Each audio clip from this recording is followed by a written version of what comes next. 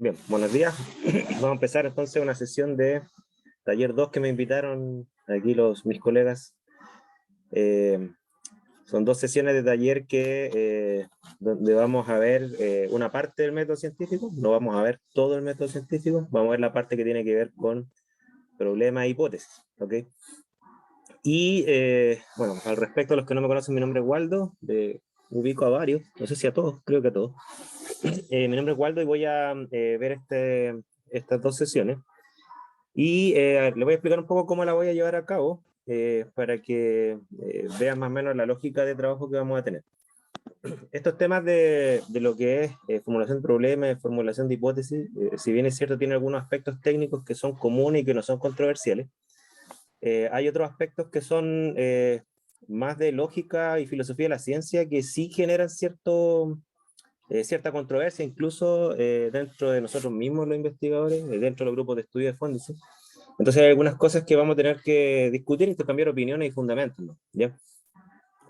Porque va a depender de los marcos teóricos de los cuales ustedes se posicionen, implícita o explícitamente, porque muchos de ustedes quizás dirán, yo no he leído nada de temas de lógica de la ciencia o filosofía de la ciencia, no tengo una postura, pero cuando uno hace preguntas a las personas se da cuenta que las posturas empiezan a aparecer, influenciado por su formación, influenciado por su visión de mundo, hay mucha razón. Entonces les voy a pedir cierta participación, yo voy a hacer algunas preguntas, más que nada para testear cuál es su visión, a pesar que creo intuir cuál es, porque los estudiantes de bioquímica los conozco, pero como las generaciones cambian y las visiones de mundo cambian, hay que ir testeando siempre esto, ¿ya?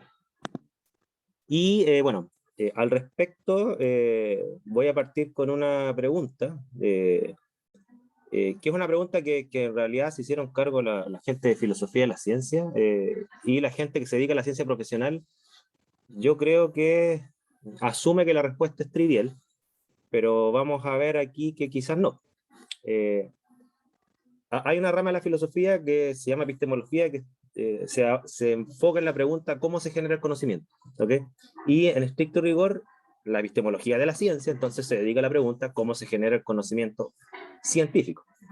Yo aquí voy a partir de un supuesto que podría ser falso, ¿ya? Que es que todos entendemos qué es el conocimiento científico y la pregunta, cómo se genera, sería una pregunta de segundo nivel. Pero si hay dudas respecto a qué es el conocimiento científico, vamos a tener una discusión, obviamente, que es súper interesante, pero ese da, creo yo, para dos clases más, pero podemos tener una aproximación al respecto. Entonces, hago la pregunta así, abierta, me responden por audio, por chat, como ustedes quieran. Según ustedes, ¿cómo se genera el conocimiento científico? ¿Cómo se genera? Necesito recabar sus concepciones previas. ¿Qué le han enseñado a sus profes?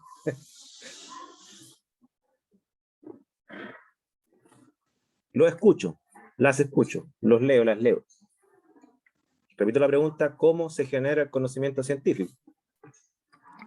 Yo creo que desde un nivel súper simple, o sea, llevándolo como a la acción más simple que podemos hacer, es mediante observar cosas.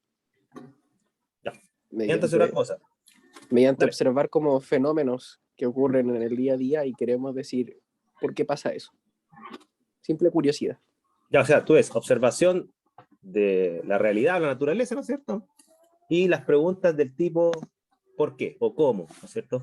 Apelas a explicaciones. ¿Sí?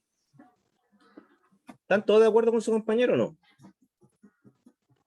Porque mi función como profe en este taller es hacerlo dudar de eso. Entonces quiero ver si todos están de acuerdo con eso. Porque la respuesta de su compañero, el anticipo, tiene fortalezas de acuerdo a algunas visiones, tiene debilidades de acuerdo a otras, ¿no es cierto? Entonces quiero saber si están todos de acuerdo con lo que dice su compañero, agregarían algo, cambiarían algo.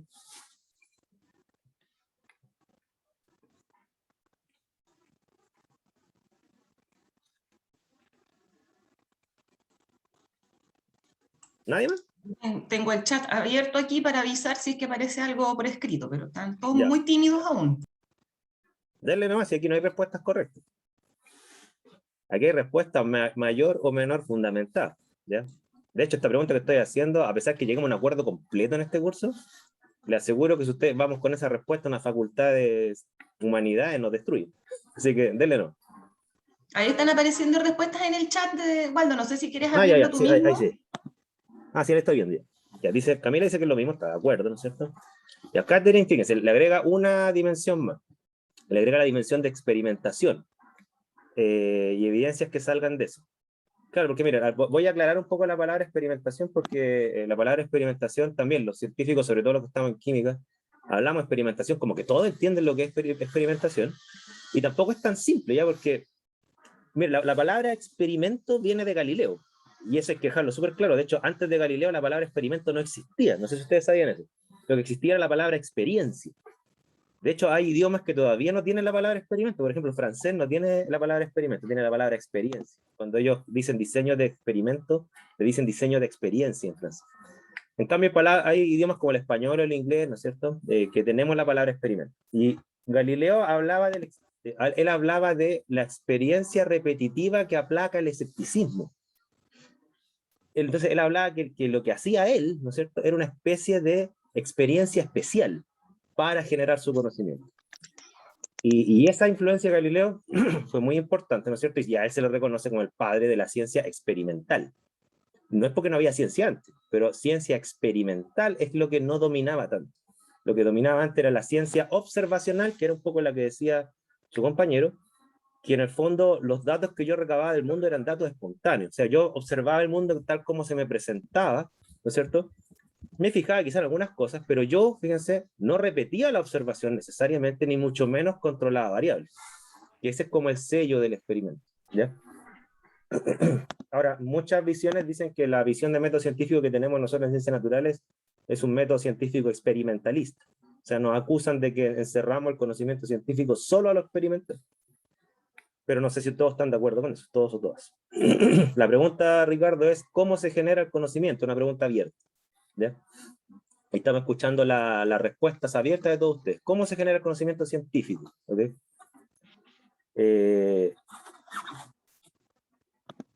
Esa es la pregunta, y repito, han salido dos respuestas. La respuesta que es vía observación de la naturaleza y después preguntas de tipo explicativo.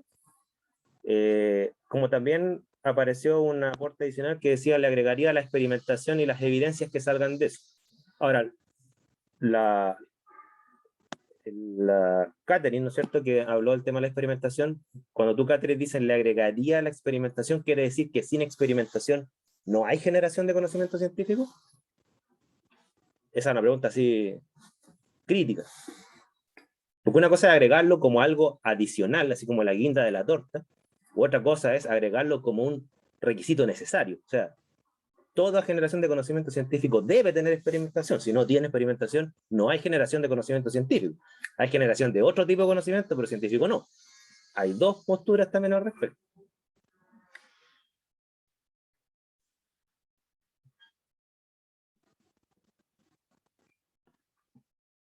Y aquí dice Jorge, un amigo en un trabajo le hicieron diferenciar entre experimento y survey, que es como una encuesta. Es que rara la pregunta, porque para mí una encuesta es un instrumento, ¿no es cierto? Y un experimento podría incluir instrumentos para obtener datos, ¿no es cierto? Entonces, poner como al mismo nivel encuesta con experimento es que pertenecen, desde mi punto de vista, a categorías distintas. Es como poner al mismo nivel experimento con pHímetro.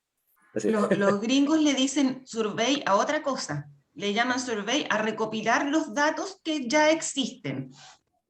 Entonces, por ejemplo, cuando uno escribe una revisión de bibliografía, haría un survey de la evidencia que ya ha sido publicada. Es como recabar, entonces. Recabar. Claro, o sea, el recabar es una acción, ¿te fijan? En cambio, un experimento es una estrategia. Y claro, detrás de un experimento puede haber una acción de recabar información, ¿ok? Pero la inversa no es equivalente, o sea, detrás de todo ejercicio de recabar información no necesariamente hay un experimento. Entonces ahí hay que tener como cuidado con eso, ¿ya? Claro, y el tema, como dice acá Jorge, ¿no es cierto? El sello del experimento desde el origen de Galileo es experiencia repetible para aplacar la escepticismo. Y claro, y en ese tema de repetir empezó a surgir posteriormente el tema del control de variables, ¿ya? Porque claro, si tú quieres aplacar tus dudas, ¿no es cierto? Hay que controlar las variables para disminuir, digamos, variables interferentes que te podrían llevar a conclusiones erradas, etcétera, ¿no es cierto? Pero todo surge de esta visión galileana, de la relación entre la duda, la observación, el escepticismo y cómo irlo aplacando en el tiempo. ¿Estamos? A ver, ¿estas dos visiones lo engloban a todos ustedes o no? De que podríamos considerar que para generar conocimiento científico hay que observar el mundo o experimentar en el mundo, ¿no es cierto?, para abordar preguntas de tipo explicativo. ¿Sí o no? ¿Los interpreta todo usted esto o no?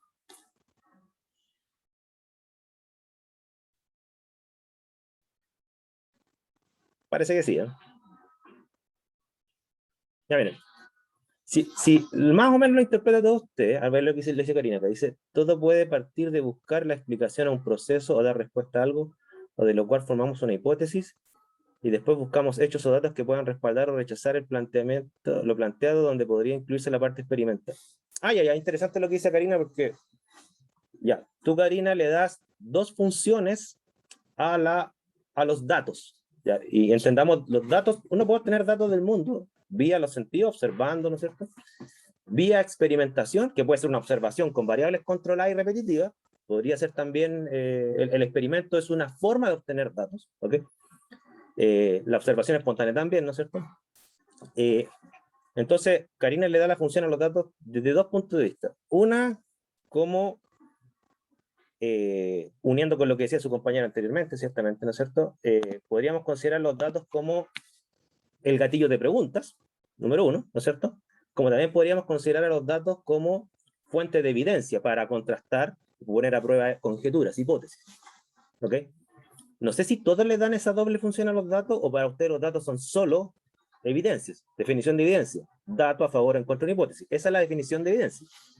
Por lo tanto, una evidencia es un dato. ¿Ok? No todo dato es una evidencia, pero toda evidencia es un dato. Experimental o observacional. Entonces, repito la pregunta. ¿Para ustedes los datos tienen dos funciones? ¿Generar preguntas y contrastar hipótesis? ¿O la función de los datos es solo contrastar hipótesis? Me refiero a la generación de conocimiento científico.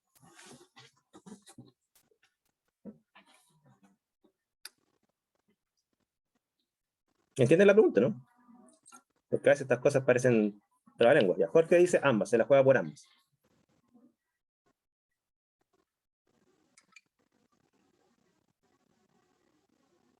Tamara se perdió. Ya, repito la pregunta. Y partamos así de cero. ¿Qué es un dato? Dato, la definición de dato originalmente es lo que nos es dado. Eso es un dato. ¿Y lo que nos es dado a través de qué? A través de definición ancestral, que Galileo la tergiversó un poco. Lo que nos es dado a través de los sentidos. Por ejemplo, es un dato que está despejado en Kirchhoff, ¿ya? Ese es un dato para mí. ¿Ok? Es un dato que estamos en el curso de taller de bioquímica 2, ¿cierto? Esos son datos, no los obtenemos a través de los sentidos. La definición moderna de datos incluye el dato obtenido desde instrumentos. Por ejemplo, si yo sumerjo un termómetro y marca 25 grados en una solución de acuosa, ese es un dato también. De hecho, muchos consideran los instrumentos como una extensión de los sentidos. Yo no estoy tan de acuerdo con eso, pero es una definición súper popularizada. Entonces, ya sea por observación o medición, perdón, ya sea por observación o medición, yo puedo obtener datos del mundo. ¿Ok? La pregunta es, ¿esos datos para qué sirven en la generación de conocimiento científico? Jorge dice que él está de acuerdo que tienen dos funciones. Función número uno del dato es que yo al obtener datos del mundo, de ahí me surgen preguntas. Por ejemplo, yo miro el cielo, digo, el cielo es azul y me surge la pregunta, ¿y por qué el cielo es azul? ¿Ok? Entonces la función del dato en ese ejemplo es generar preguntas, que es lo que nos convoca ahora, ¿no es cierto? La otra opción del dato es poner a prueba una conjetura. Por ejemplo, yo digo, ¿por qué el cielo es azul? Hipótesis, por la refracción de la luz policromática del sol al pasar del vacío a la atmósfera, ¿no es cierto? Ahora voy a poner a prueba esa conjetura. ¿Qué es lo que hago? Hago un experimento, obtengo un dato que ahora va a estar a favor o en contra de esa conjetura, cambio el ángulo y efectivamente el dato corresponde con la hipótesis. Entonces, hipótesis corroborada. o el dato en realidad no se corresponde con la hipótesis. Hipótesis es un verbo que es medio filosófico, falsear, le decían algunos, ¿ya? Entonces, la pregunta es, ¿ustedes ven los datos que tienen esa doble función? Porque Jorge ya se la jugó, dijo ambas, ¿no es cierto? El resto no sé si le dan una única función. Diego. Profe, ¿y cómo lo hago con las matemáticas? Ya, Porque, dale. porque obviamente, o sea, las matemáticas es como por así decirlo, un juego mental que nosotros nos creamos para poder darle un entendimiento al mundo y tratar de cuantificar cosas para como llevar un ordenamiento, ¿cachai? Es como darle un sentido a algo, pero nosotros creamos ese sentido. Entonces, ¿cómo podemos observar algo que nosotros creamos? Es como raro, porque obviamente no podemos observarlo, nosotros lo ideamos para poder darle una razón a las cosas que no podemos como entender bien. Es como extraño. Mira, aquí la respuesta a tu pregunta depende literalmente casi de la Matrix, así como la película Matrix, así tómate la pastilla azul o la roja, ¿ya? Bueno, no sé, muy vieja esa película, ¿verdad? ¿Han visto Matrix primero que nada? Bueno, tú, Marcela, sí, digamos, nuestra generación, pero no sé si la generación de actual No, conoce si la la... vi. Sí, no es tan vieja, así que está bien. Sí, Porque mira, hay matemáticos que son platónicos, es decir, ellos consideran que la realidad es una estructura matemática y que tú lo que haces es descubrirlas. Es como quien encuentra un tesoro clavado en la tierra. Entonces yo descubrí la estructura del mundo. O sea, entonces, claro, bajo ¿Como esa aprender visión... a leer, Waldo? ¿Como aprender a ¿Ah? leer, así como que es un lenguaje que uno va conociendo? No. Los que no tenemos una visión platónica, tenemos eso que dices tú, que la matemática es un lenguaje formal que nos permite depurar el lenguaje cotidiano para clarificar nuestras ideas. Pero no es que la matemática exista en el mundo, la matemática es una creación intelectual. El problema está que la mayoría de los matemáticos son platónicos. ¿Ok? Por ejemplo, yo he hablado con matemáticos en seminarios de filosofía de la ciencia y ellos dicen, oye, ¿por qué tú crees que la ecuación de gravitación universal de Newton, esa m1 por m2 partido por g partido por d cuadrado, es igual a la ecuación de Coulomb, ¿no es cierto? Q1 por Q2 partido por d cuadrado? Es porque en el mundo tiene una estructura matemática básica. Entonces ellos descubren la estructura del mundo. Ya, esos son los platónicos. O sea, para ellos las matemáticas existen y ellos las descubren. La visión que tengo yo, y ustedes ven qué visión adoptan, por eso tómense la pastilla azul o la roja nomás, ¿no es cierto? Es que la matemática es un lenguaje que en un contexto formal es abstracto. Por ejemplo, la ecuación de la recta, I igual mx más b. La ecuación de la recta es una función matemática, una creación intelectual abstracta, no tiene ninguna conexión con el mundo. Es como quien escribe un cuento de ciencia ficción. O sea, si yo escribo El Señor de los Anillos, no estoy hablando del mundo, estoy hablando de algo ficticio. ¿Ok? Pero, ¿qué es lo que hacemos los gente de ciencias naturales? Tomamos ese lenguaje y lo naturalizamos. Y hay una visión de un filósofo que se llama Gottlob Frege, que a mí me gusta mucho, que él dice, ¿por qué nosotros recurrimos a la matemática? Porque el lenguaje común, su función no es solo comunicar conocimiento, también es seducir, mentir, ocultar. Entonces medio tramposo el lenguaje. Le doy un ejemplo, dice, es como que yo,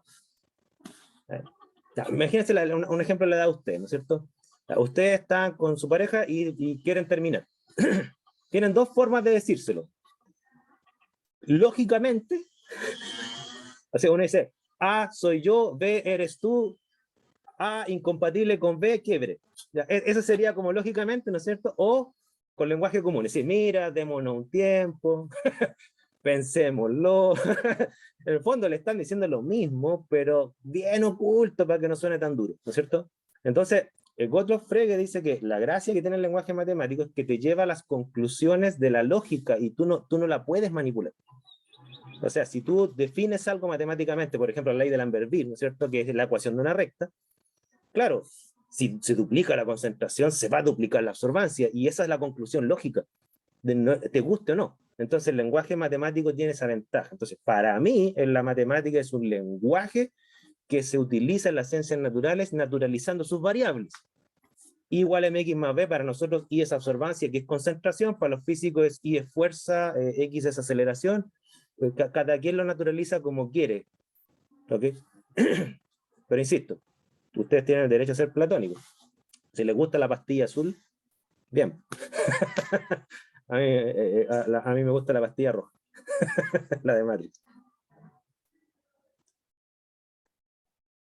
Ya miren, yo creo, independiente de si son platónicos o no, yo creo que la visión que tienen ustedes en general es media kantiana, de Immanuel Kant. Y les voy a mostrar una diapo, y ahí vamos a ir directo al tema de las preguntas. Miren. De hecho, tenía la diapo de Kant porque casi siempre ustedes decantan en Kant. Ahí está. Los bioquímicos son kantianos. Miren, Kant, dentro de muchas propuestas filosóficas que hizo, también se encargó de la pregunta cómo se genera el conocimiento. Y fíjense lo interesante. Estaba la discusión de, por ejemplo, cómo Newton, en esa época Newton era como el Einstein de nosotros, cómo a Newton se le ocurrió las leyes de la física clásica que parecía que lo explicaban todo, ¿no es cierto? Y habían visiones como las que surgieron por parte de ustedes que decían, mira, yo observo la naturaleza y el efecto de observar la naturaleza son las preguntas, ¿ok? Y así Newton generó el conocimiento. Entonces, Kant, ¿qué es lo que hace? Levanta la mano y dice, no. Dijo, porque ¿cuál era la idea del episodio de Newton, ¿no es cierto? Es que Newton estaba tirado bajo un árbol, ¿no es cierto? Algunos dicen que le cayó una manzana en la cabeza o cayó frente de él, como sea, ¿no es cierto? Y vio que la luna no caía, entonces decía, bueno, ¿por qué cae la manzana y no la luna? Y se le ocurrió, debe ser porque la fuerza de atracción es inversamente proporcional al cuadrado de la distancia. Así como que, así se le ocurrió la ley de gravitación universal, ¿no es cierto? Entonces, eso cuadra mucho con lo que dicen ustedes, o sea, decían, mira, pregunta, o sea, observación, pregunta explicativa, ¿no es cierto? Surge la hipótesis y bueno, las puestas a prueba de esa hipótesis hasta el día de hoy funcionan en casi todos los casos, ¿ya? Pero Kant dijo, a ver, ¿cuántas personas vieron caer manzanas antes que Newton? Y no se le ocurrió lo mismo. O sea, te digo, la observación así como así no existe. Entonces, según Kant, si bien es cierto, él reconoce la importancia de la observación, él dice, ninguna observación, en ciencia al menos, sale de la mente en blanco, así como quien sale al mundo sin saber nada, y ahí observa cosas que le llaman la atención y surgen preguntas. Decía, esa es una visión de la tabula rasa que es falsa, decía, porque si fuese así, pucha, con una mano en el corazón, si hubiese estado usted abrazado al lado de Newton y ven lo mismo, ¿se le ocurre lo mismo? A mí no. A mí no. No creo que siquiera me hubiese preguntado nada. Ricardo, ¿sí? No dije que no, también. No No, se tú me tampoco. ocurrió. O sea, un acto de humildad intelectual, no me cabe duda que a lo mejor algunos de ustedes tienen el talento de Newton, pero en general la mayoría no lo tiene, ¿no es cierto? Entonces uno dice, no. Entonces, ¿qué es lo que decía Kant? Decía, mira, lo que hacen los científicos en general es que salen a observar la naturaleza, esa era su visión, él no tenía una visión experimentalista, pero no salen con la mente en blanco. O sea, él dice, las preguntas las llevan antes de la observación, o las ideas, por ejemplo, la gravitación universal, la llevan antes de la observación. Y él tenía una frase que solo cuando la mente tiene preguntas previas, la naturaleza responde. Entonces él dice, en el fondo la gente encuentra respuestas en la naturaleza, no preguntas en la naturaleza. La persona que se detiene en algo puntual al observar algo es porque ya tiene algo en su cabeza previo. ¿Ok? Quizás la pregunta previa, quizás la hipótesis previa. ¿Ya? ¿Qué gatilla esa pregunta? Bueno, esa pregunta no la responde Kant. ¿Ya? Kant dice, lo único que dice, él no dice cómo se generan las preguntas, lo que sí dice es que hay que tener la pregunta o la hipótesis previa para que la observación sea fructífera en ciencia. Porque el que sale a observar el mundo con la mente en blanco no se detiene en nada, simplemente contempla la naturaleza. Es una experiencia estética. ¿Ya? Es como que yo le dijera, vayan al laboratorio y hagan experimentos. Y ustedes no saben nada de química y se encuentran con un montón de vidrio y solución y colores. ¿Y qué hacen? Ni idea, más allá de jugar. No harían nada. ¿Se fijan? Esa es la visión de Kant, no digo que yo esté de acuerdo, ustedes estén de acuerdo. Pero la pregunta es, bueno, ¿y de dónde salen esas preguntas? Kant no la responde. Nicolás dice, o sea, hay que tener una idea previa para darle sentido a un fenómeno, o sea, una observación fenoménica. Según Kant, sí. Y hay varias cuestiones como para defender esto. O sea, por ejemplo, le muestro un caso, espérense. Espérense. Aquí. Estos son casos que vienen desde el área educativa, que defienden esta visión de Kant. Dicen, ¿qué ven en esas fotos? Por ejemplo, a la izquierda, ¿qué ven? ¿Qué ven? Depende de la perspectiva, ¿no? Claro, pero ¿tú qué ves? Pero está bien, depende de la perspectiva. ¿Tú qué ves? Primero como un florero, en lo blanco. Y si Tú ves me un pongo florero, a un jarrón. analizar la imagen, podría ser las caras de perfil. Yo Hay que veo, ver las caras, ¿no es cierto? ¿Sí? yo veo las dos de al tiro, es que como yo ya he visto esta imagen muchas veces con el jarrón y las caras, como que ya estoy como ya... Ya estás condicionado. ¿cómo se llama? Sí, estoy condicionado a ver las dos cosas.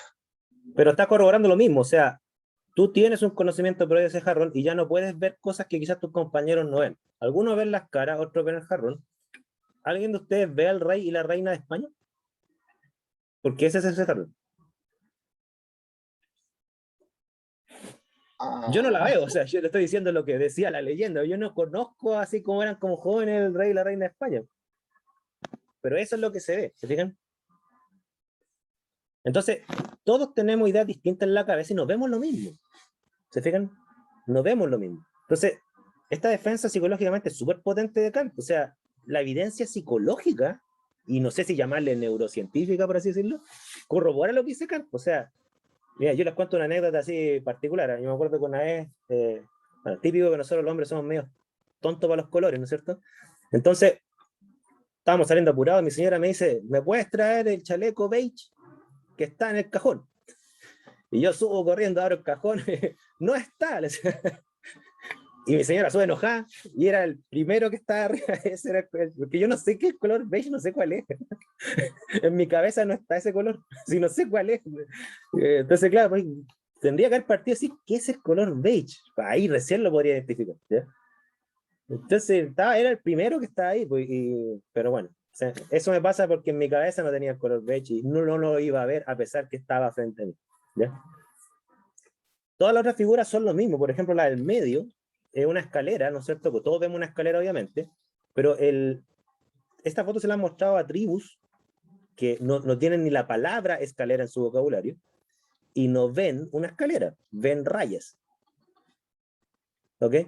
Entonces nosotros vemos una escalera porque tenemos el concepto de escalera en nuestra mente, tenemos una perspectiva 3D de la escalera en nuestra mente y por lo tanto al ver esa foto la interpretamos.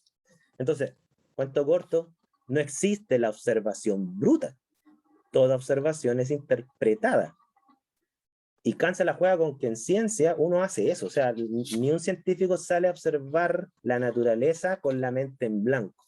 Tiene un marco conceptual previo que le permite ver algunas cosas y otras no. O sea, el hecho que, ¿cómo se llama este tipo que de la penicilina? ¿Fleming? ¿Se me olvida? Creo que era Fleming, ¿cierto? Vale. Claro, o sea, porque ese tipo Fleming, se detuvo Alexander Fleming. Claro, se detuvo en esta aureola que se generó, tengo entendido que en torno como un hongo, ¿no es cierto? Porque las bacterias no avanzaban, o sea, para mí que no sé nada de biología, ¿no es cierto? A lo mejor yo veo eso y digo, ¡ay, qué linda la aureola!, ¿no es cierto? Pero claro, pero el tipo Fleming, que sabía muchas cosas, dijo, oye, esta cuestión está rara, debe estar exudando esto. Entonces, él hizo esa observación fructífera porque tenía algo en la cabeza previo, ¿ya? Ahora, la pregunta del millón es, que una que la hizo su compañera, si son las preguntas que están antes de la observación, ¿de dónde surgen las preguntas? Eso no lo responde Kant, ¿ya? Si no son las preguntas los que están previamente en la cabeza, si son otras cosas, son ideas, no preguntas, bueno, ¿de dónde surgen las ideas? No sé. Entonces la propuesta de Kant fue súper interesante, pero tampoco resolvió el tema, ¿ya? ¿Está claro? ¿Sí? Esta es como una pequeña introducción. Es para que ustedes valoren la observación con ciertas ideas previas, no, si es que son kantianos, como intuyo que lo son. Miren, voy a saltarme al siglo XX para ir al tema de los problemas. En un segundo. Ya. ¿Dónde surge el tema de los problemas en ciencia? ¿Qué es lo que nos convoca? Ya llegué a una historia bien bonita que es media farandulera, pero está el gran Albert Einstein detrás, ¿ya? Y muy poca gente sabe que, si bien es cierto, a Galileo se le considera el padre de la ciencia experimental, el padre de la lógica del método científico se le considera a este tipo, Karl Popper, ¿ya? Karl Popper fue un filósofo que se le considera el filósofo de la ciencia más influyente del siglo XX para los científicos, ¿okay? Basado en cuántos planes de estudio de posgrado ocupar la literatura de Popper. En el Instituto de Química hay varios popperianos, ¿eh? El Juan Rey una vez me declaró que él era popperiano, ¿ya? Hay varios popperianos, y sobre todo los profesores más mayores, ¿no es cierto? Porque Popper murió el año 92, si mal no recuerdo. Bueno, Popper tomó la pregunta que no dejó resuelta Kant, creo yo, que es ¿y de dónde surgen las preguntas? Y él, fíjense que hace su propuesta inspirándose en Einstein, pero no solamente inspirándose en Einstein, o sea, hablando con Einstein, porque Popper era alemán, Einstein también. Y ellos intercambiaron cartas, ¿ok? ¿Y por qué intercambiaron cartas? Bueno, además de la coincidencia y de la nacionalidad, ambos tenían intereses en la filosofía de la ciencia. Einstein sabía mucha filosofía de la ciencia. Einstein había estudiado a Hume, a Marx, a Kant, y lo interesante de Einstein es que él decía que todo lo que he leído, estos tipos no saben nada, o sea, no saben cómo se genera el conocimiento científico, están todos perdidos. O sea, esa fue como la propuesta de Einstein, están todos perdidos. Y Popper empieza a intercambiar cartas, y ellos coinciden en una cosa, que las preguntas no surgen de la observación. Fíjense lo que concluyen, no surgen de la observación. Polémico, esto que le estoy diciendo es muy polémico, pero voy a tratar de defenderlo independiente de que consiga convencerlos o no. Ya si la idea de este curso no es convencerlos, sino que es tratar de hacerles ver los fundamentos de Einstein, que Popper los formaliza filosóficamente. Ya, los que quieran ver las cartas entre ellos, está en el libro La lógica de la investigación científica de Karl Popper, que está en la biblioteca. Al final de ese libro vienen las cartas, ¿ya? Afortunadamente traducidas al español. Entonces, ¿qué es lo que dice Einstein? Miren. Y Popper lo formaliza. Dice, mira, este es el método científico ingenuo. O sea, Popper y Einstein le están diciendo a muchos de ustedes ingenuos, porque ustedes están de acuerdo con esto. Salga a observar el mundo, vea patrones generales, ¿no es cierto? Conjeture explicaciones, y después someta la prueba con datos. Ese es el método científico ingenuo. O sea, Popper y Einstein están de acuerdo, ¿ya? ¿Por qué ingenuo? Porque Einstein dice lo siguiente: eso lo hace cualquier mamífero. Por ejemplo, mi gato tiene mejor visión que yo. Incluso es más curioso que yo. ¿Ok? Sin embargo, no hace ciencia. Entonces, si la observación fuese la fuente del conocimiento, los animales que tienen los sentidos más desarrollados que nosotros tendrían ventaja al respecto. Y no es así, ¿ya? Ahora, esta es una frase de Einstein. No sé si ustedes conocen la teoría de la relatividad de Einstein. Si no la conocen, por favor, estudienla. La relatividad especial es fácil de entender para un químico. La general, salvo que sean maestros de la matemática, ni lo intenten, ¿ya? Pero Einstein, cuando formuló su teoría de la relatividad especial, él, fíjense, tenía una frase, decía: para formular mi teoría no necesité en ningún momento de la observación. De hecho, fue al revés. Mi teoría les dijo a ustedes qué observar, dónde y cuándo. Incluso mi teoría les dijo a ustedes que lo que iban a observar nunca antes lo había observado nadie en la historia. Así de tajante era Einstein. Y una de las cosas que predijo Einstein en términos observacionales era que el tiempo no era absoluto, que cada quien tenía su tiempo dependiendo de su marco de referencia y su velocidad. Es decir, los relojes no transcurren a la misma frecuencia para todos. Para Newton, y el sentido común nos dice que el tiempo es uno solo para todos.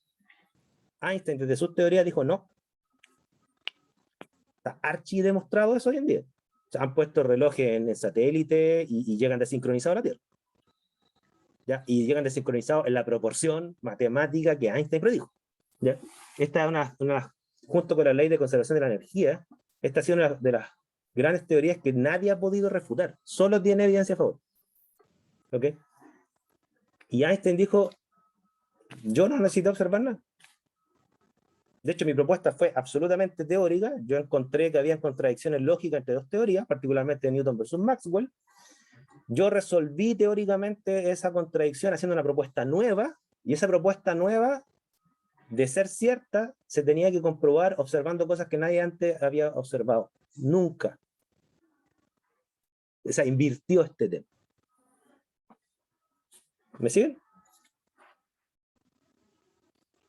Por favor, estoy provocándolos, así como para que digan, pero está loco Einstein. Diego. Pero es que, entonces, siguiendo como esa idea, o sea, lo decía por la imagen del gatito que apareció. En realidad o sea, en teoría lo que nos tiene que diferenciar de otros, lo que nos diferencia de otros mamíferos es la razón. O sea, el pensamiento, el poder de abstracción y el razonamiento que tenemos nosotros, que nos hace diferentes a otros tipos de mamíferos, que nos alejan de la acción más simple, que es solo el observar. Entonces, este tipo de pensamientos nace a partir del puro razonamiento lógico, ¿o no? Esa que tú dices, los que estarían de acuerdo contigo son los filósofos racionalistas, que decían, mira, estoy de acuerdo que la observación no genera conocimiento científico, ellos sí estaban de acuerdo que genera conocimiento común, pero no científico, porque para ellos el conocimiento científico era algo verdadero, y desde la observación yo no obtengo verdades, esa era su visión. Y claro, y decía, entonces, ¿cómo se genera el conocimiento? Más o menos como dices tú, mediante un procedimiento racional. Por ejemplo, desde premisas generales yo voy deduciendo consecuencias, y esas consecuencias son el nuevo conocimiento. Es como quien despeja una ecuación, una cosa así. ¿Ya? Esa es la visión racionalista, que Einstein tampoco estaba de acuerdo. Y voy a decir por qué. ¿Qué es lo que responde Einstein? Pero insisto, o sea, lo que acaba de decir su compañero es una visión racionalista que tiene muchos adherentes, sobre todo matemáticos. Porque los matemáticos dicen, mira, ¿cómo genero conocimiento matemático? Parto de premisas. Sea A y B dos rectas que no se interceptan nunca. Entonces, ¿qué es lo que empieza? Empieza a deducir que el ángulo de la tangente se repite en tal lugar, ¿no es cierto? Entonces, ahí empiezan a generar conocimiento. Puede que los matemáticos trabajen así, no lo sé, ¿ya? Pero Einstein decía que él no, tampoco trabaja así.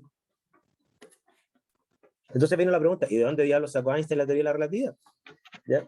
Y Einstein respondió esto, yo creo que Popper se lo copió. ¿Ya? Einstein dice, mira, ¿qué necesité yo? De dos cosas. Número uno, curiosidad, pero se la tiene un gato también. Curiosidad. Pero segundo, creatividad. Él dijo, mira, las ideas de la ciencia no surgen ni de la observación ni de la deducción racional, porque son ideas nuevas. Es un acto creativo, no es ni deductivo, racional, ni inductivo, empírico, observar el mundo. Es creativo. Es como preguntarle a alguien, no sé, pregúntale a Da Vinci dónde sacó la Mona Lisa, o dónde sacó Miró sus pinturas, o de dónde sacó Jim Morrison sus canciones. Las creó, es algo nuevo, no las sacó de otro lado. No sé si me entienden la idea. Es algo nuevo. Entonces es creatividad intelectual. Y hay varios filósofos que lo apoyaron a Einstein, porque decía, efectivamente la ciencia, incluso hay que crear nuevos conceptos para formalizar las nuevas ideas. No es solamente tomar conceptos que ya existen y unirlo en oraciones distintas. Eso no es creativo. Eso es técnico, ¿no es cierto? Los científicos del nivel de Einstein, ¿no es cierto? Porque muchos le criticaron después a Popper que en realidad su propuesta era súper buena para genios. Por la mayoría de los científicos no andamos creando nuevas teorías porque estamos con cosas. Pero en el caso de Einstein decía, él produce algo nuevo, ¿no? Creativo. Y ahí es donde Popper surge con el tema de los problemas. O sea, el método de Popper es este. Y Popper dice, fíjense, dice lo siguiente. Dice, si tomamos un patrón común de toda la gente de ciencia cuando genera conocimiento, ¿qué es lo que podemos decir? El método científico no surge de una observación desde un punto de vista de la lógica de la ciencia, no de la psicología. ¿Okay? Dice, el punto de partida del método científico es un problema. Y Einstein tenía un problema. ¿Cuál era el problema de él? ¿Por qué las teorías de Newton y de Maxwell son contradictorias? Ese era un problema.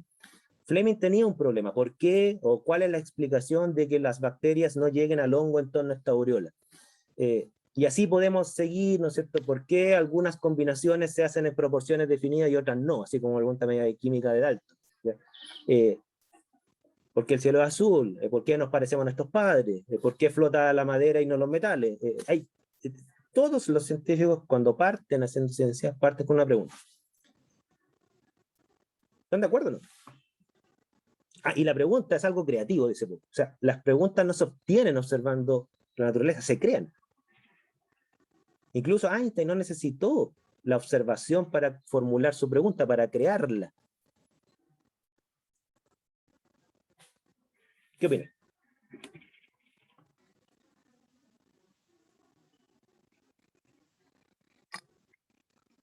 ¿Están de acuerdo o no? ¿Sí, Nico? Es que me cuesta un poco, no sé si aceptar la palabra, pero me cuesta como entender el punto de vista, o sea, la postura desde un punto de vista tan absoluto. Yo siento que quizá en algunos casos no necesariamente las personas parten el razonamiento desde un problema, sino pueden partir de una necesidad. Y que esa necesidad no esté siendo satisfacida de alguna forma, lo cual les genera ya, ¿cómo la puedo satisfacer? Pero mira, disculpa, parten de una... La pregunta, ¿cómo puedo satisfacer una necesidad? Es un problema. Por ejemplo, ¿cómo puedo obtener agua dulce? Es una pregunta. O sea, la expresión semántica de un problema es una pregunta. No sé si te convencí con eso. Sí, entiendo. Sigo pensando, pero sí entiendo. Me llama la atención que no hayan objetado una cosa todavía, que siempre cuando yo muestro esto a gente que por primera vez está viendo estos temas, siempre objetan esta propuesta de la siguiente forma. Nicolás, dime tu pregunta, antes de la objeción. Dime tu pregunta. Profe, tengo una duda sobre lo que usted decía sobre la creatividad de Einstein, que él demostró su teoría sin observar. No. Él propuso su teoría, la Eso. formuló, de hecho publicó su paper en 1905, que tengo entendido que es el año maravilloso de Einstein, donde publicó casi sus más grandes obras maestras, el efecto fotoeléctrico, el efecto láser, la teoría de la relatividad especial, la termodinámica estadística. Ese año publicó, y todo eran en papers de física teórica. Las comprobaciones experimentales, o las evidencias, por así decirlo, muchas de esas vinieron décadas después. Por ejemplo, la teoría de la general de la relatividad, su evidencia culmine fue un eclipse solar en donde se mostraba que la luz de las estrellas se desviaba por la gravedad del Sol. Eso creo que vino como 15 años después. El efecto láser vino como 40 años después. Lo que tengo la duda es que cómo él pudo plantear esa teoría sin haber observado, porque yo creo que para poder plantear esa teoría debería haber tenido una idea previa, pero no sé cómo él podría, cómo él obtuvo esa idea previa para poder como plantear todo esto sin la necesidad de observar.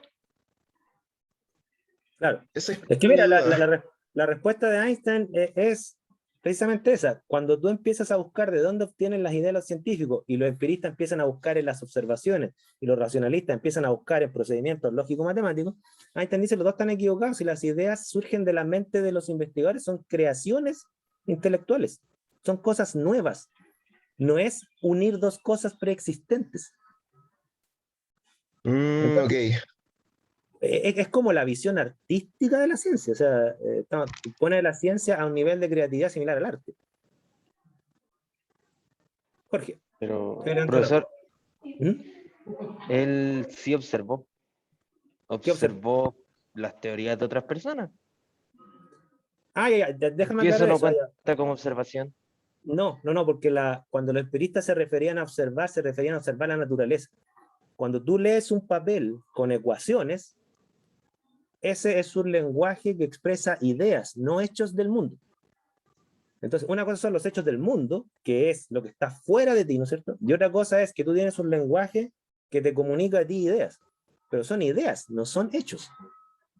Entonces, a eso se refería con Einstein, que él no tuvo que salir a observar el mundo. ¿Okay?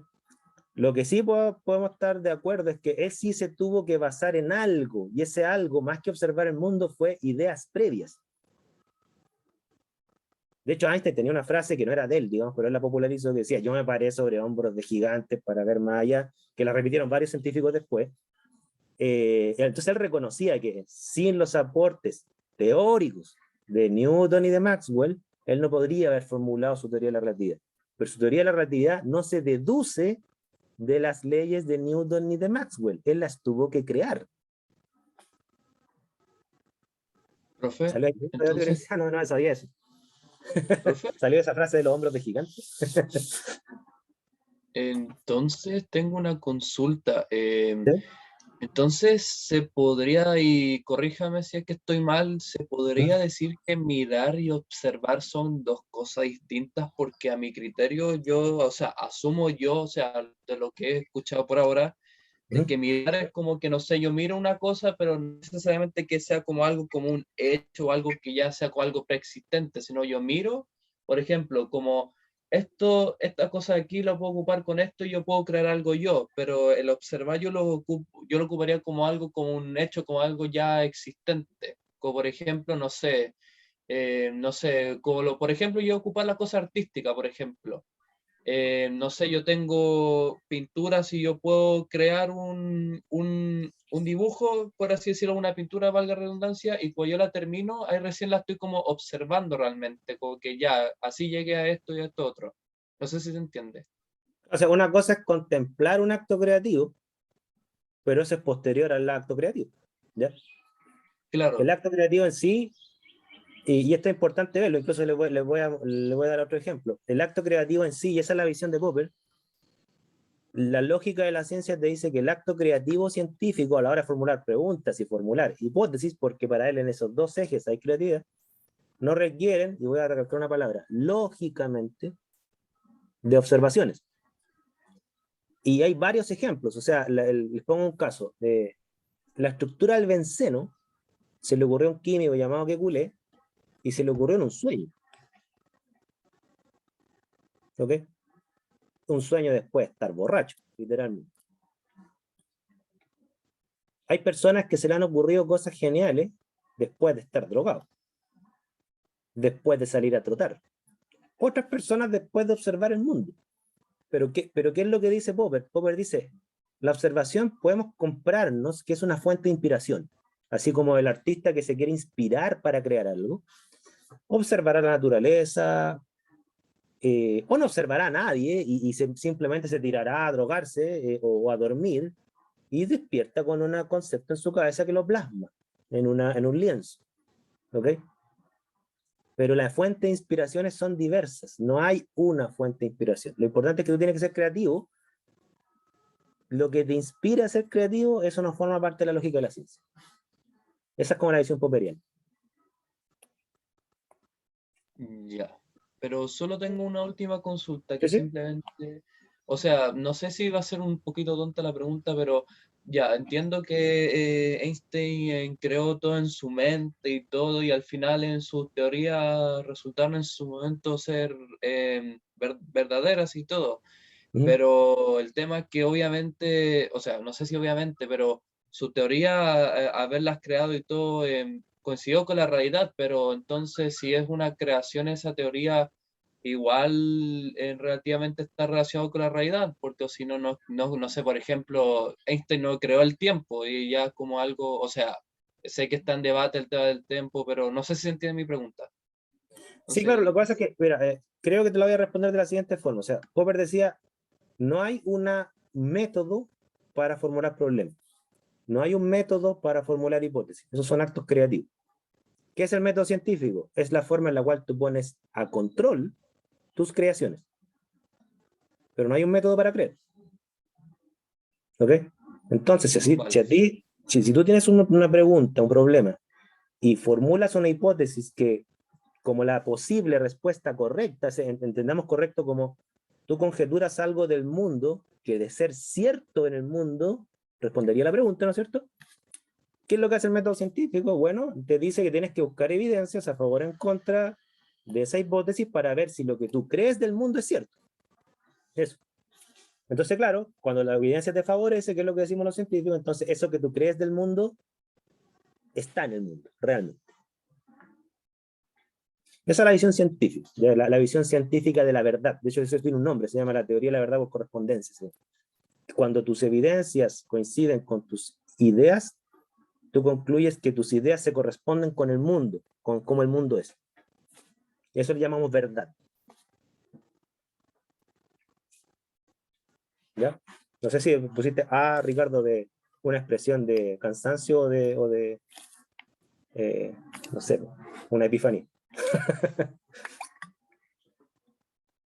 Qué loco pensar de que algunas ideas que, o sea, hay gente que está como o sea, que hay ideas que tienen en sueño, hay gente que está drogada y dicen que están en otra y a veces realmente son cosas que coinciden con la realidad. Mira, Watson y Crick nunca desmintieron el mito urbano de que ellos tomaron LSD para formular la doble hélice robándole el espectro rayo X a una investigadora. Pero nunca lo desmintieron. Jorge. Qué loco. Es que ahí va otro concepto que es el tiempo. Que, claro, nosotros vemos esto desde el punto de vista como de que la idea siempre viene al mismo tiempo que la observación. Y a veces puede haber un periodo de tiempo, es como, no sé, yo veo algo y pueden pasar meses antes de que yo tenga la epifanía. Entonces, no necesariamente la idea se presenta en el mismo momento en el que se presenta la observación y se presenta mucho después, entonces yo ya no puedo decir que la idea es previa si hay meses en los que estuve esperando a que llegara la idea. Mira, esa pregunta o esa intervención que hace Jorge, Popper la responde creo muy bien, porque él insiste en un término, dice, mi propuesta es la lógica de la ciencia, no es la psicología de la ciencia, o sea, no dice cómo tú inspiras la creatividad, tampoco es la cronología de la ciencia. Él dice, yo no estoy proponiendo que este es el orden temporal de los factores. Estoy diciendo que estos factores deben estar y deben estar conectados. De hecho, alguno de ustedes hizo una intervención que se me olvidó referirme a ella, que claro, que finalmente no todo dato es evidencia. Muchas veces pasa que tú tienes un dato antes de tu hipótesis. ¿Ok? Tú tienes un dato, formulaste una hipótesis y después te das cuenta que había un dato previo que era pertinente para tu hipótesis para demostrar que era cierto o falso. Cuando uno escribe un paper, uno escribe el orden lógico, uno no escribe el orden cronológico. ¿Ok? A veces las preguntas surgen antes que la hipótesis, a veces surgen después, a veces las evidencias están antes o después, pero uno, ¿qué es lo que hace? Uno estructura el orden lógico, porque obviamente no todo dato es una evidencia, por lo tanto debe haber una conexión lógica entre hipótesis y dato para presentarlo como evidencia, ¿no es cierto? No toda hipótesis es pertinente a una pregunta, tiene que ser una respuesta a la pregunta, no puede ser cualquier conjetura, ¿no es cierto? Entonces él dice, esta es la estructura lógica de la ciencia, que tiene un eje creativo que no tiene método, pero ahí están las conexiones, ¿ya? Cuando la gente de ciencias naturales vio esto, se abrieron los ojos y tiene una influencia gigante. De hecho, los proyectos Fondesit tienen esta estructura. Escribe su problema, escribe su hipótesis, escribe su parte experimental, que es cómo van a obtener la evidencia. ¿Ok? Eso. Profe, ¿qué era lo que dijo que no nos habíamos cuestionado aún? ¿Qué cosa, perdón? ¿Qué era lo que dijo que no nos habíamos cuestionado aún? Es que siempre cuando yo mostraba esto, la contrarrespuesta que han salido en años previos dicen, pero para formular un problema yo tengo que observar previamente. O sea, no puedo formularme problemas sin una observación previa, entonces siempre ponen la observación primero. A lo cual yo les digo, Einstein no observó nada en el sentido de ir a observar la naturaleza. Hay mucha gente que se le ocurrieron preguntas y también hipótesis en sueños, en intoxicaciones, como también hay gente que fue después de una observación, por ejemplo el caso de Fleming. ¿Okay? Pero Popper dice, eso es la inspiración, no es la lógica de la ciencia. Sin problema no hay ciencia, esa era su visión. ¿Qué es lo que vamos a hacer ahora? Problemas. ¿Ya? Ahí están los casos de Kekulé, Tix, ¿no es cierto? Y hay una película muy vieja, veanla, El aceite de Lorenzo, cuenta la historia de un tipo que no era científico y andaba buscando la cura de una enfermedad degenerativa a su hijo, y no le haré ningún spoiler, pero el desenlace es bien interesante y tiene que ver con esto. Miren, lo único que vamos a ver un poquito antes de ya trabajar problemas con ustedes es una crítica, una de las pocas críticas que desde mi punto de vista, obviamente yo tengo que presentarles lo que yo tengo convencimiento que es mejor que la propuesta de Popper, que en realidad no es una propuesta distinta, es una propuesta complementaria, que es la propuesta de este tipo que es Mario Bunge, este tipo que conoció a Popper y tuvo unos cursos con él y varias interacciones, hasta fue a su casa, ¿no es cierto? Este tipo, lo único que le criticó a Popper es lo siguiente, dijo, mira, estoy de acuerdo con Popper que el problema es, por lógica, el punto de partida de la ciencia, estoy de acuerdo que el problema es un acto creativo, al igual que la hipótesis, Pero Bunge decía, la diferencia es que hay que recordar que la creatividad es una creatividad ilustrada, decía Bunge. Porque en el fondo, los problemas surgen desde un trasfondo de conocimiento. O sea, no todo problema es investigable, decía Bunge. Yo investigo los problemas que a la luz de lo que sabemos no tienen una solución o una respuesta correcta o perfecta. Por ejemplo, si se me ocurre la pregunta ahora de por qué el cielo es azul, eso no se investiga, porque el cuerpo de conocimiento que existe ya da una respuesta bastante satisfactoria, por no llamarle correcta o verdadera, ¿ya? ¿Yo qué clase de pregunta me hago? La pregunta que el cuerpo de conocimiento no es capaz de responder. Entonces es una creatividad ilustrada. No surge solo de la mente de las personas, es de la mente de las personas al tanto de lo que se sabe en un área. Esa fue la propuesta de Bunge, no sé qué les parece. Si les hace sentido.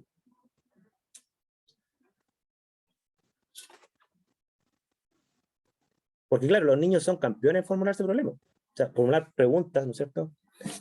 ¿Por qué vuelan los aviones? ¿Por qué? Los por qué de los niños son enormes, pero casi todas las preguntas de los niños no se investigan, porque ya tienen respuesta. ¿Ya?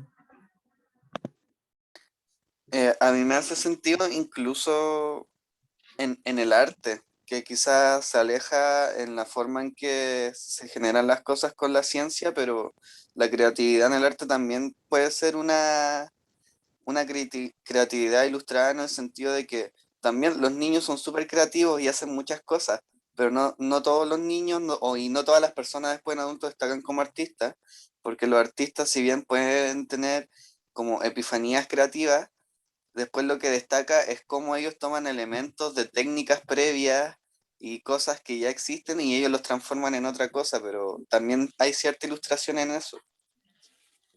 Ahí vale por el dato, yo de arte sé nada, no sabía eso, es bueno que lo encuentre sentido, o sea, yo personalmente le encuentro sentido por mi experiencia como científico, ¿no es cierto? En todo paper te piden un marco teórico para entender de dónde surge tu investigación. En todo proyecto donde sí te piden un marco teórico, y ese marco teórico no es que te lo piden para mostrarte que tú sabes cosas, es el marco teórico pertinente para tu investigación. ¿Y a qué nos referimos pertinente para tu investigación? Que tu pregunta tiene sentido investigarla a la luz de las vacíos o debilidades de lo que sabemos hoy. ¿Ya? Jorge había levantado la mano y después Diego. No, bajó la mano. No, profe, la había dejado. Ya. Voy, Diego, hijito, voy. Diego y después Ricardo. Diego. O sea, no sé si estaría mal, pero viéndolo desde el punto de vista del concepto creativo, lo que hacemos nosotros es bastante soso, es como muy... es como nosotros como entonces investigamos por un simple efecto. Es como, y seguimos unas pautas muy delimitadas que nos restringen a un proceso creativo o de ideación muy delimitado, yo creo. Por lo menos ahí me perdí. En la esquematización de la formulación de proyectos, por ejemplo. Porque uno puede proponer conocimiento, pero el conocimiento actualmente tiene que seguir ciertas pautas para que pueda ser reconocido frente a una comunidad. Y esas pautas son algunas casi que inamovibles. El hecho de presentar un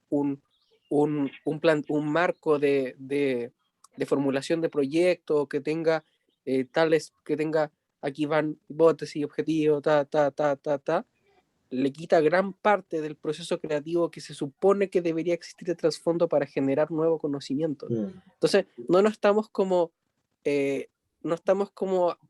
restringiendo como ese proceso creativo, porque obviamente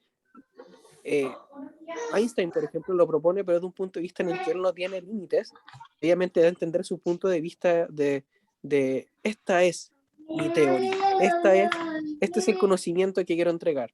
Pero cuando uno hace un proyecto, generalmente tenemos que enfocarnos en tener una buena base, una buena bibliografía, tener un buen fundamento previo, pero no sé, siento que la idea en sí es muy buena, pero verdaderamente en la práctica se hace así. ¿O nos estamos mira. como limitando a nuestro potencial? Yo te voy a dar mi opinión, a pesar que hay filósofos que coinciden más o menos con tu visión. Hay filósofos que se les considera que tienen una visión, de hecho se llama así, el anarquismo epistemológico. ¿Ya? Hay personas que dicen que este esquema genera exactamente lo que dices tú. Este esquema que reconocen que es lo que mueve a la comunidad científica, este esquema con pautas, con casillas para escribir una hipótesis, con casillas para escribir objetivos generales y específicos, ¿no es cierto? Ellos reconocen que los científicos trabajan así, pero dicen, pero no deberían trabajar así por cuanto pone restricciones a la creatividad, y hay visiones que dicen que la ciencia debe ser anárquica, o sea, no tener pautas y cada quien trabaja como quiere en un marco de absoluta libertad, ¿ya? De hecho, hay un filósofo bien influyente en lo humanista que se llama Paul Feyerabend, que él propone eso, el anarquismo epistemológico, tiene un libro que se llama En contra del método científico. Léelo, capaz que tu corazón palpita 1000 por hora y te vuelvas fans de Paul Feyerabend, ¿ya? Mario Bunge conocía a Paul Feyerabend y lo detestaba. Decía que era un payaso, no sé, mil cosas. Ahora, mi opinión, ¿no es cierto?, es la siguiente, es que hay que diferenciar dos cosas. Una cosa es un paper y otra cosa es un proyecto de investigación. Yo creo que esa rigidez existe y tiene justificación en un proyecto de investigación. ¿Desde qué punto de vista? Que el proyecto de investigación requiere fondos, normalmente públicos, y tú debes tener ciertos controles que vas a invertir fondos de investigación en un proyecto que tenga, fíjense la palabra que voy a ocupar, plausibilidad. O sea, por ejemplo, yo jamás sería fan de que salgan dineros de los impuestos que todos pagamos para financiar un proyecto que quiere demostrar que la energía no se conserva. No tengo ninguna razón para justificar una inversión de plata en eso. ¿Ya? O sea, ¿por qué una persona puede proponer que la energía no se va a conservar? O sea, ¿a razón de qué? ¿De un ataque anárquico? ¿Porque no le gusta? Y hay que darle plata más encima. Entonces, ya, desde ese punto de vista yo creo que se justifica cierta rigidez por respeto al contribuyente. ¿Ya? Yo odio los impuestos, entonces más aún me toca saber, ¿ya? Porque tengo que pagar mucho impuesto. La otra, en los papers, fíjate que yo no veo esa rigidez. O sea, acá, ni siquiera hay una marca, los papers tienen distintas formas de expresarlo. O sea, si ustedes se cambian de disciplina, no todos tienen marco teórico, no, algunos separan discusión de resultados, otros no. Yo lo veo muchísimo más flexible los papers, y yo creo que ahí sí se respeta. Ya es esa creatividad y maleabilidad propia de albergar la creatividad. O sea, de hecho, tan es así que yo he visto papers que proponen cuestiones, pero que yo digo, bordean lo que es científico. Una vez leí un paper de un tipo que proponía que la energía de los seres humanos no sale de los alimentos, sale de la melanina. ¿Cuál vegetal? Así como que el análogo de la... ¿Cómo se llama la de los vegetales? Se me olvida siempre, la que hace la fotosíntesis. ¿Cómo se llama esta? La clorofila. La clorofila. ¿Cuál clorofila, no es cierto? Nosotros tenemos la melanina, entonces los alimentos lo que buscan es restituir la masa perdida, pero la energía la sacamos a la melanina. Es un tipo que publicó eso, ¿ya? Entonces, los papers dan creatividad, ¿ya? Creo yo, pero en mi opinión, puedo estar equivocado, obviamente, ¿ya? Pero yo comparto eso, o sea, es una discusión, pero no. Ricardo dijo que quería decir algo. O sea, yo más que nada, o sea, para ya como cerrar mi punto, o sea, no sé, hablando de Einstein, por así decirlo, o sea, yo tengo de antemano, o sea, yo nomás quería dar como el argumento, o sea, yo entiendo de que hay algunas ideas con Einstein o como otra gente que se le ocurren como así ideas muy a la nada, pero también, no sé, por ejemplo, si hay gente, o sea, me está quedando claro de que el tema de la creatividad igual son ideas que se hace uno más allá de que pueda tener relación con algo, con alguien, no sé, como por ejemplo, y hablando con la relación con el Camilo, que dio como ejemplo al arte, voy a tratar de no alargar esto para no irme a otra rama, pero no sé, por ejemplo, la gente que hace música, por ejemplo, con samples, que es como, bueno, partes o sea, ocupan partes de canciones existentes para sus propias canciones, por así decirlo, pero ellos se crean como la idea en su mente para ocupar esto, no sé, que puedo poner ese tema en reversa, una parte en particular, o subirle algunos tonos. Eso, por así decirlo, es como una, bueno, es creativo suyo. Y me queda antemano que igual tuvo que observar o en este caso escuchar una canción anterior, pero al final lo que cuenta y quiero nomás ver si es que estoy en lo correcto o no, que Einstein, por así decirlo, que dice, lo importante es como la idea que se hace uno en general, ¿no? Es eso, ¿no? Para O sea, lo importante es que sean ideas nuevas, y claro, lo que sí él no negaba que tenían que corresponderse con el mundo, ¿ya? O sea, no, él se preocupó mucho de que sus ideas generaran predicciones que se pudieran poner a prueba para demostrar que sus ideas eran ciertas o falsas. Ya, pero tomando lo que dices tú, de hecho un discípulo de Popper propuso eso, ¿no es cierto? Decía que, mira, en realidad la creatividad tiene grados. O sea, Einstein o Curie o Darwin son la cúspide de creatividad, o sea, proponen teorías nuevas. Con tu analogía de la música, ya es como que una persona que propuso una armonía nueva, no sé cómo llamarlo, no sé nada de música, ¿ya? Hay otros que mezclan cosas nomás, que tienen algo de creatividad, pero obviamente es menos creatividad que el que propuso una teoría nueva, ¿no es cierto? Y la mayoría de los científicos, me incluyo, no hacemos teorías nuevas, no tenemos ese nivel de creatividad, ¿ya? Mucho lo que hacemos es, aportamos una idea que se conecta con otra y como que explica mejor un sistema de lo que se explicaba antes. O sea, es una creatividad mucho más tibia que la de Einstein. Entonces yo creo que más que una diferencia de clases, es una diferencia de grados. O sea, está la creatividad en distintos grados. No sé qué opinan de eso. Camilo. Sí, es que pensando un poco en lo que dijo, creo que el Diego sobre cómo este esquema puede afectar y limitar la creatividad. Yo creo que actualmente la creatividad en la ciencia no está limitada por la forma en que se expresan las ideas científicas, porque yo creo que la forma más entendible es seguir como ese orden de hipótesis, no sé, métodos para buscar la solución al problema y después conclusiones. Creo que es la forma más fácil de expresar, porque no necesariamente afectan, A la creatividad. claro, la creatividad o la forma en que personalmente cada científico busca sus respuestas, sino que va más en una forma también de expresar las ideas al resto del mundo científico. Y ya quedándome un poco al margen de eso, creo que lo que afecta a la creatividad hoy en día no es la estructura, sino que son como los objetivos un poco que implantan las instituciones o sociedad misma sobre los científicos. ¿Por qué? El contexto sociopolítico, claro. Claro, lo hemos conversado igual antes con otros profesores, de que, por ejemplo, para los proyectos muchas veces se pide cantidad de proyectos al año, pero no calidad de proyectos. Y eso obviamente afecta, o quizás la tendencia más tecnocrática que hay hoy en día sobre la ciencia frente a la ciencia básica, por ejemplo, que también afecta porque quizás muchos científicos jóvenes, más que nada que tienen poca experiencia, se esfuerzan hacia un lado de la ciencia y quizás su talento está para otro lado de la ciencia. Voy a ponerme a llorar así. Porque eso es lo que nos afecta a todos, digamos, los que estamos metidos en la academia, y sí, estoy de acuerdo. Entonces, ni siquiera voy a entrar a debatir. ¿Ya? A mí me gustaría liberarme de las ataduras de los indicadores y de los rendimientos y tener libertad absoluta para proponer las preguntas de la idea y poner la prueba de las que yo quiera. Y no puedo, y probablemente Marcela esté en la misma parada, ¿no es cierto? Bueno, nada que hacer.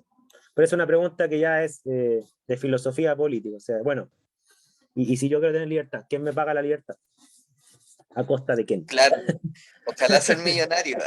Si me la financiara yo, así como de mis ganancias multimillonarias de algún lado, puedo hacer lo que quiera, digamos. Pero ya, pues, compra tu libertad. Si no, sométete a las reglas del Estado. Miren, para no irme con una cosa puntual. Lo que yo les voy a proponer ahora, que lo voy a dejar un poco para tarea de la casa, ¿no es cierto? Porque la idea de este taller es que ustedes formulen preguntas y que formulen hipótesis, ¿ya? Y quiero aplicar este método de, ya, expresen su creatividad, pero desde conocimiento previo, ¿ya? Y Esto está a las 11, Marcelo, ¿no es cierto? Que nunca hago clases hasta ahora, entonces no me vaya a pasar. O hasta, Las 10:50. Ah, ya me pasé ya. Chuata. O sea, a las 11 es la siguiente clase. Empieza la siguiente clase a las 11. Ya miren, bien rápido. Tomen datos de esta página, Nuestro Mundo en Datos, datos como ese, y quiero que traigan preguntas que surjan desde esos datos. ¿Ok? La página Nuestro Mundo en Datos, ustedes lo buscan, tienen datos de todo, busquen datos de lo que ustedes quieran, pero formulen preguntas que surjan desde ahí, porque las vamos a depurar la próxima clase. ¿Ya? Esa es la tarea que les voy a dar. Yo aquí puse esta que me interesa mucho, que es la relación de depresión de hombres versus mujeres, ¿ya? Y cada uno de los puntos y líneas es cómo ha cambiado la depresión de 1990 al 2017 de hombres versus mujeres, y la línea discontinua representaría la pendiente 1, que sería si la depresión fuese igual entre hombre y mujer. ¿Ya? Y por ejemplo, en mi caso, a mí me llama mucho la atención de que la prevalencia de la depresión siempre es mayor en mujeres que en hombres en todos los países, en todas las culturas. ¿Por qué? ¿Cuál es la causa de que la depresión sea más prevalente en hombres y en mujeres? Ahí tengo una pregunta. Ahí hay un concepto bien interesante, profe, sobre la recopilación de datos. Sí, bueno, disculpa que no tenemos más tiempo para no quitarle, lo vamos a discutir en la otra clase, ¿no es cierto? La recopilación de datos la vamos a ir viendo. Esta página se le considera una de las más confiables del mundo en recopilación de datos. ¿Okay? Un esfuerzo del MIT, Harvard, no sé, de los ministerios del mundo. Bueno, hagan eso, por favor. La próxima clase me traen datos y preguntas, ¿ya? Me pegan el gráfico o la tabla, lo que sea, y arman preguntas. En esta página hay datos de cáncer, de medio ambiente, de pobreza, de guerras, de enfermedades, de drogas, de lo que ustedes casi quieran, ¿ya?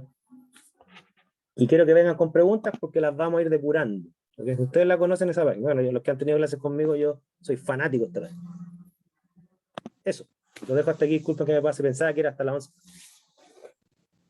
Gracias, Waldo, no hay problema. Bien.